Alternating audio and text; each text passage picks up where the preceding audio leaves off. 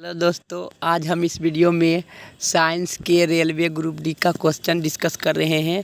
ये जो है वो आधुनिक आवर्त सारणी के वर्गीकरण जो है इस पर बेस्ड क्वेश्चन है। पहला क्वेश्चन करा तत्वों का सबसे पहले वर्गीकरण किस वैज्ञानिक ने किया था। तो तत्वों का सबसे पहले वर्गीकरण डेबो रेनर ने वर्गीकृत किया था। यही नियम बनाने लगा कि किस तरह से तत्वों को अलग अलग वर्गीकृत करेंगे ताकि अब पढ़ने में सुविधा होगा। सब चीज़ तत्वों की भौतिक एवं रासायनिक गुणधर्म समझने में आसानी होगी। दूसरा नंबर क्वेश्चन है कि तत्वों के वर्गीकरण से संबंधित त्रिक के नियम का प्रतिपादन किसने किया था। तो डेबो रेनर ने। डेबो रेनर का त्रिक इसलिए त्रिक किया क्योंकि तीन तत्वों का नियम दिया था।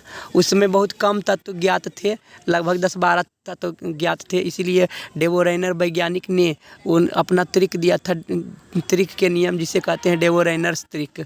ठीक, तो इसका ऑप्शन नंबर बी हो जाएगा। नेक्स्ट क्वेश्चन चलते हैं। तीसरा नंबर क्वेश्चन पर क्या करा। तीसरा नंबर क्वेश्चन करा कि तत्वों के वर्गीकरण से संबंधित अष्टक नियम किसने दिए थे। तो न्यूलैंड्स ने दिए थे अष्टक नियम। अष्टक नियम में ये कह रहा है कि जिस तरह से सारे गामा प ध नि सा में प्रत्येक आठवां तत्व का भौतिक एवं रासायनिक गुणधर्म प्रत्येक आठवां तत्व का रासायनिक एवं भौतिक गुणधर्म प्रत्येक पहला तत्व के बराबर होता है, उसी तरह से सारे गामा पधनिमा में होता है। तो इसका आंसर होगा न्यूलैंड्स के अष्टक नियम। न्यूलैंड्स वैज्ञानिक ने किया था। अब हम क्वेश्चन नंबर 4 को देखते हैं।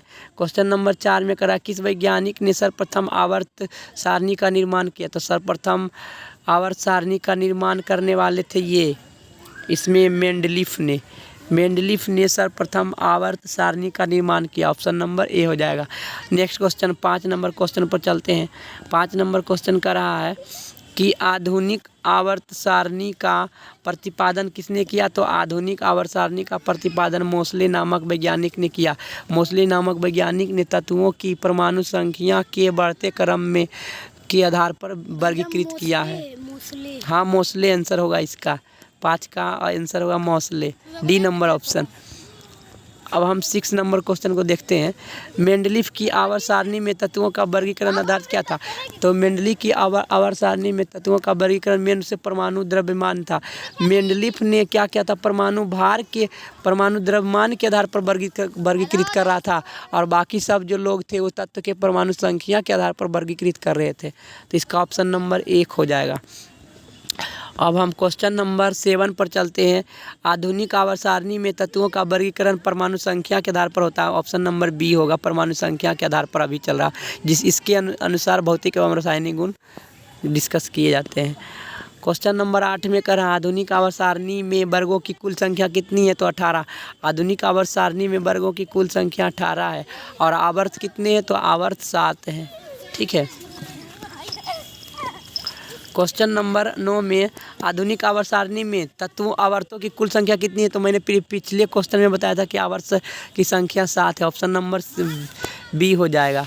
10 नंबर क्वेश्चन में क्या कर रहा है। आधुनिक आवर्त सारणी में तत्वों को व्यवस्थित किस रूप में किया गया है। तो आधुनिक आवर्त सारणी में तत्वों को व्यवस्थित बढ़ते हुए परमाणु संख्या के रूप में किया गया है। बढ़ते हुए परमाणु संख्या के आधार पर किया गया है ना। तो ऑप्शन नंबर क्या हो जाएगा, डी हो जाएगा।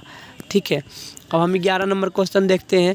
11 नंबर क्वेश्चन करा है कि किस वर्ग के तत्व को सिक्का धातु कहा जाता है। किस वर्ग के तत्वों को सिक्का धातु कहा जाता है। तो 11वें वर्ग के धातुओं को सिक्का धातु कहा जाता है। ऑप्शन नंबर बी हो जाएगा।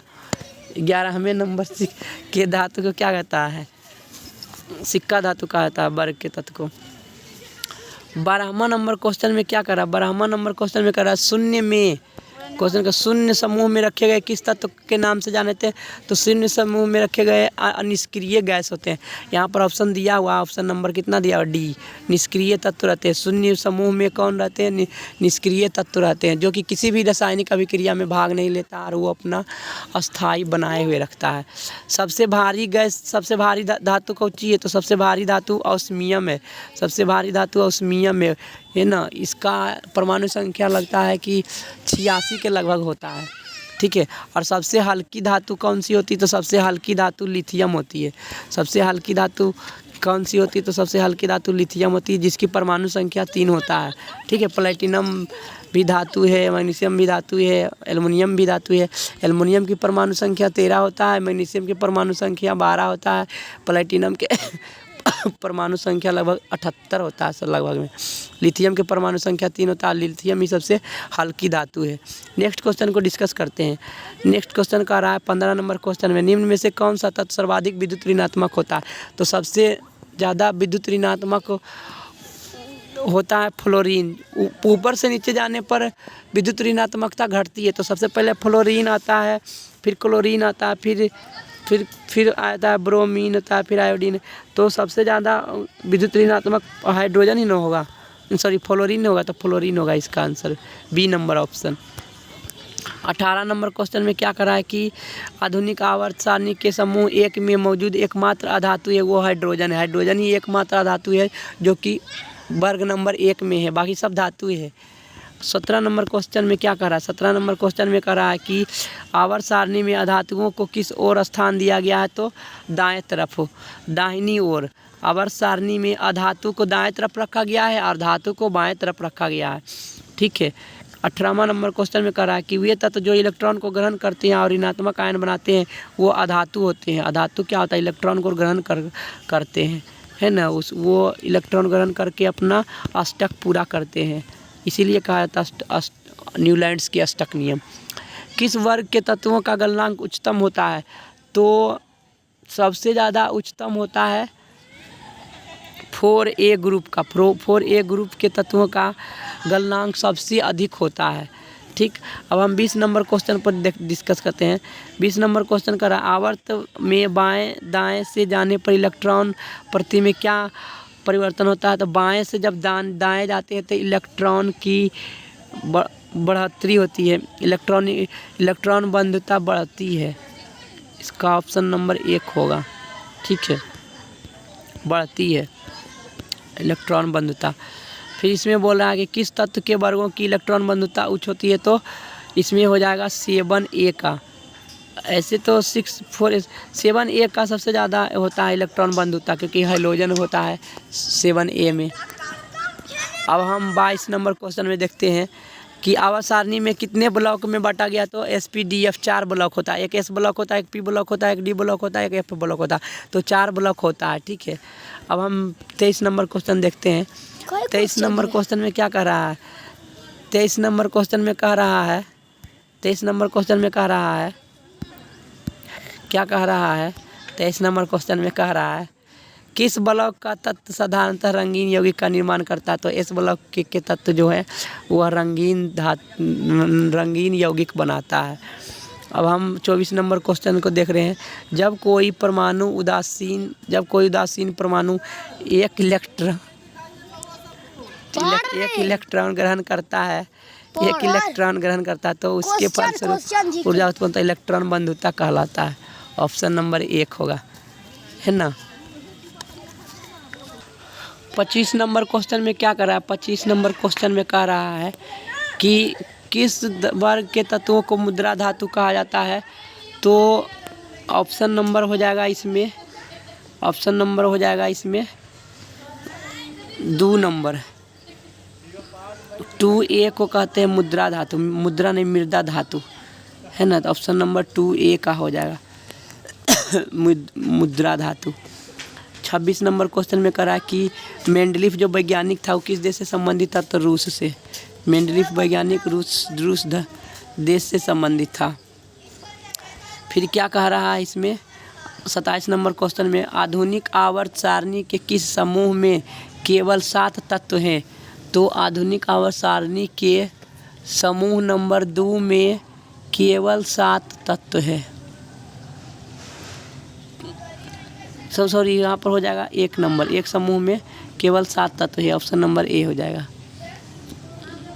28 नंबर क्वेश्चन किस वर्ग के तत्व को अयस्क बनाने वाले कहते हैं? तो 6 वर्ग 6A के तत्वों को अयस्क बनाने वाले तत्व कहा जाता है। अब हम 29 नंबर क्वेश्चन देखते हैं। 29 नंबर क्वेश्चन कह रहे हैं कि किस वर्ग के तत्वों की संयोजकता 2 होती है? तो 2a समूह के तत्वों की 2a वर्ग के तत्वों की संयोजकता 2 होती है। सबसे हल्का तत्व कौन सा है? तो सबसे हल्का तत्व हाइड्रोजन है। सबसे हल्का तत्व हाइड्रोजन है। 31 नंबर क्वेश्चन। पृथ्वी पर सबसे अधिक मात्रा में पाए जाने वाले धातु कौन से होते हैं? तो पृथ्वी में सबसे अधिक मात्रा में पाए जाने वाले धातु एल्युमिनियम है। एल्युमिनियम पृथ्वी पर सबसे अधिक मात्रा में पाए जाते हैं। पृथ्वी पर सबसे अधिक मात्रा में पाए जाने वाले तत्व कौन सा है? तो पृथ्वी में सबसे अधिक मात्रा में पाए जाने वाले तत्व ऑक्सीजन है। ऑक्सीजन पृथ्वी पर सबसे अधिक मात्रा में पाए जाते हैं। ठीक, वो धातु था, एल्युमिनियम धातु है लेकिन ऑक्सीजन तत्व है। प्रत्येक आवर्त का अंतिम सदस्य क्या होता है? प्रत्येक आवर्त का अंतिम सदस्य एक निष्क्रिय गैस होता है। सी नंबर ऑप्शन होगा। प्रत्येक आवर्त का अंतिम सदस्य एक निष्क्रिय गैस होता है। 34 नंबर क्वेश्चन। प्रत्येक आवर्त का पहला सदस्य होता है। प्रत्येक आवर्त का पहला सदस्य होता है एक क्षार धातु। ऑप्शन नंबर ए क्षार धातु। अब हम नेक्स्ट क्वेश्चन डिस्कस करते हैं। प्रत्येक आवर्त का पहला सदस्य क्या होता है? तो मैंने बताया था प्रत्येक आवर्त का पहला सदस्य क्षार धातु होता है, बताए थे। आवर्त सारणी के दूसरे तथा तीसरे आवर्त में कितने तत्व हैं? तो आवर्त सारणी के दूसरे तथा तीसरे आवर्त में 8 धातु हैं, क्योंकि फार्मूला होता है टोटल 2n²। तो दूसरे तथा तीसरे में क्या हो जाएगा? 2 दूनी 4 दूनी 8, 8 हो जाएगा। 8 आवर्त 8 तत्व होंगे। ठीक। 36 नंबर क्वेश्चन में क्या कह रहा है? 36 नंबर क्वेश्चन में कह रहा है कि आधुनिक आवर्त सारणी में पाँचवें आवर्त में कितने धातु तो है? तो 2n²। अगर जो 5 रखेंगे पाँचवें आवर्त में पाँचवें आवर्त में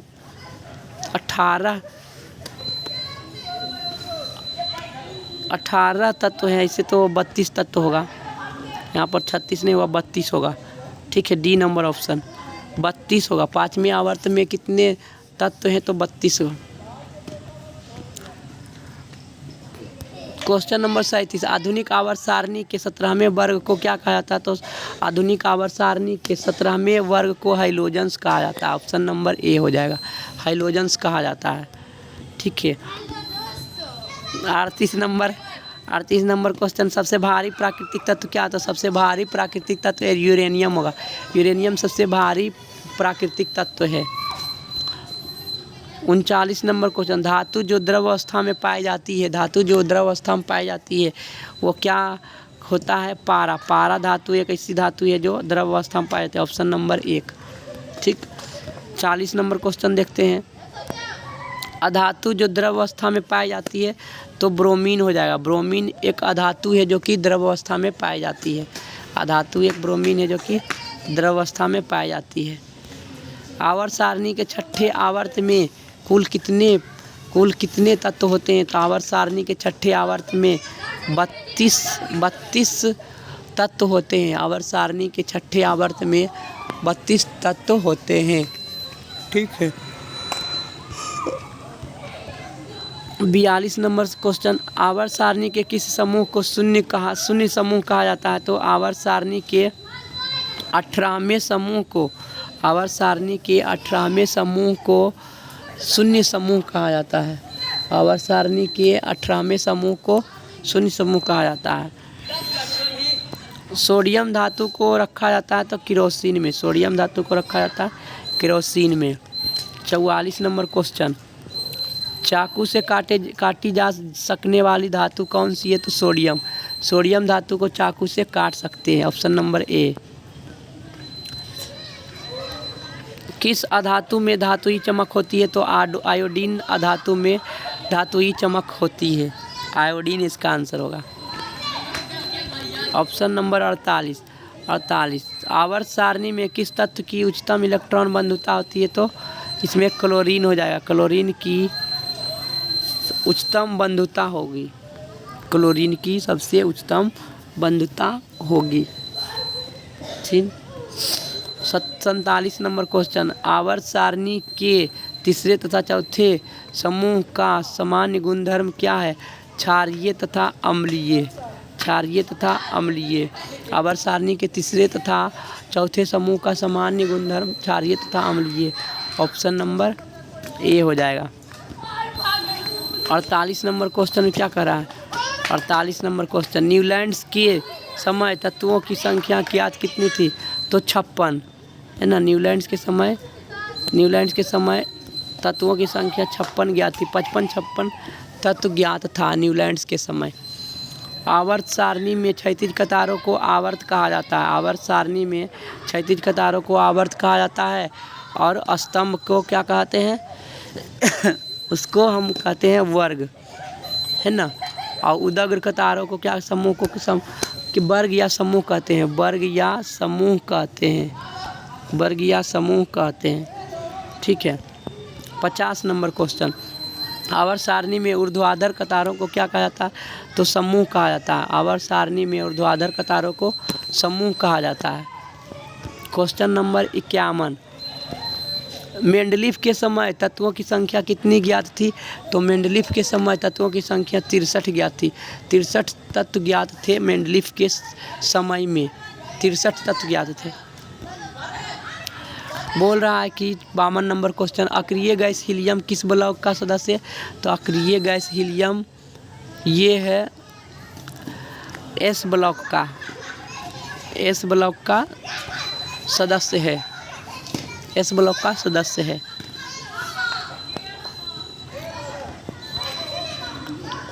अब 53 नंबर क्वेश्चन, हीलियम को छोड़कर सभी अक्रिय गैस किस ब्लॉक के सदस्य है? हीलियम को छोड़कर सभी अक्रिय gas P block, D block और एफ ब्लॉक है। सभी अक्रिय गैस किस ब्लॉक के सदस्य हैं? तो सभी अक्रिय गैस डी ब्लॉक के सदस्य हैं। अब हम क्वेश्चन नंबर 14 में देखते हैं। क्वेश्चन नंबर 14 को, आवर्त सारणी के किस तत्व में आवर्त सारणी के किस तत्व में बाएं से दाएं जाने पर परमाणु के आकार में क्या परिवर्तन होता है? तो आवर्त सारणी में तत्व में बाएं से दाएं जाने पर आकार क्या होता है? तो घटता है। आकार घटता है बाएं से दाएं जाने पर, घटता।